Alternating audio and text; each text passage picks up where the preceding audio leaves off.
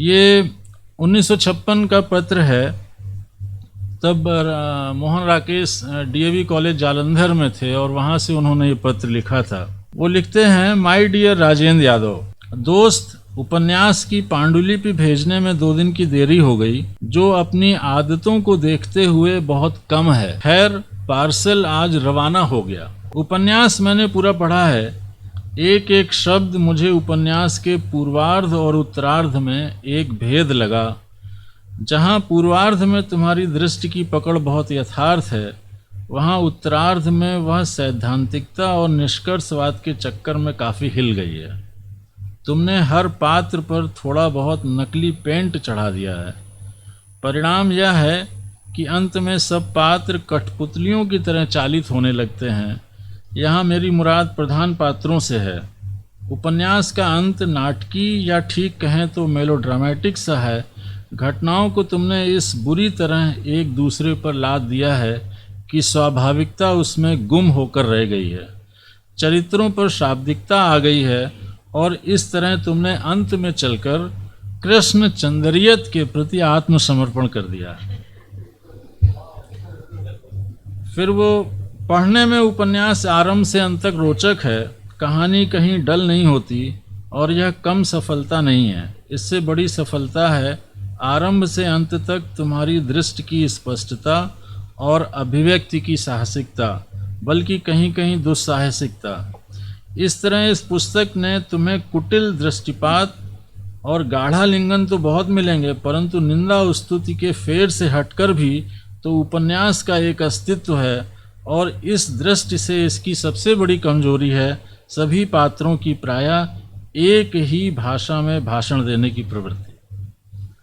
हर प्रसंग में वे पुस्तकी ज्ञान बघारने से बाज नहीं आते और अपनी स्वाभाविकता और लेक्चरबाजी को मिलाकर वे रेडियो सीलोन का व्यापार विभाग बन जाते हैं। मैं इसे तुम्हारी कमजोरी कहूँगा कि तुमने जो कुछ पढ़ा है और जो तुम्हें अच्छा लगा, उसे पात्रों के मुंह में ज्यों का त्यों कहलवाने के लोभ को तुम संवरण नहीं कर सके, या लोभ तुम्हें उन चीज़ों का विस्तार देने में भी रहा है जो तुमने कभी देखी है, परंतु जिसका फोटोग्राफिक विस्तार के साथ वर्णन उस श्रेणी के पाठक को उकता देगा जो श्रेणी प्रायः इसे पढ़ेगी। तुम्हारी 1000 कोशिशों के बावजूद उपन्यास की अपील इंटेलिजेंसिया तक ही सीमित होगी। उस दृष्टि में हर तीसरे कदम पर तौलियों, अलमारियों और मेजपोशों के रंग, डिज़ाइन और साइज गिनाने लगना बहुत एमेच्योरिश लगता है। डिटेल देने का यह मतलब कदापि नहीं कि आदमी बाण भट्ट का चेला बनकर मैदान में उतर आए कि साले पढ़ने लगा है तो अब जाता कहाँ है।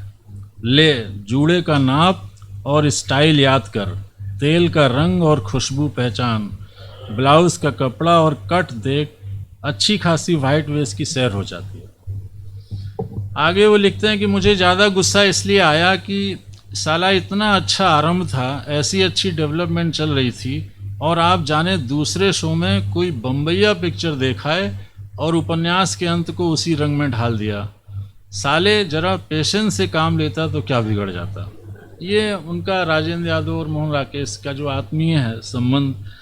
आगे चल कर के वो उपन्यास की इसी टेक्निक के बारे में बात करते हैं। फिर अंत में लिखते हैं, खैर निंदा बहुत हो गई, अब सुनो कि पूर्वार्ध के सूरज नेता भैया और माया देवी बहुत शार्प चरित्र हैं, जैसे हिंदी में कम देखने में आते हैं। शरद सबसे ज़्यादा कंपोजिट घालमेल चरित्र है। बाद में तुमने सभी को कंपोजिट बना दिया है। भाषा की दृष्टि से कहा जा सकता है कि इसकी भाषा सजीव है। अंत करते हैं, मगर एक बात बताओ कि यह साला शरद चेतन और गर्म राग के हीरो का ही परिशोधित संस्करण नहीं है। अंतर केवल इतना है कि यह साला मार्क्सिस्ट विश्लेषण कर लेता है, पर उपन्यास की परिणति तो पलायन में ही है। भले ही सूरज की नसें प्रत्यंचा की तरह तन गईं, परंतु वह प्रत्यंचा भी एक धोखे से ज़्यादा क्या है। अंत में भूमिका में गाड़ी की लेक्चरबाजी की उपन्यास की मेन थीम पर क्या स्टेयरिंग है, वो चीज़ बहुत हल्की आई है। उपन्यास का ढांचा उठकर खड़ा नहीं है जैसी कि अपेक्षा होती है। अतः अब तीसरा उपन्यास जल्दी से लिख डालो।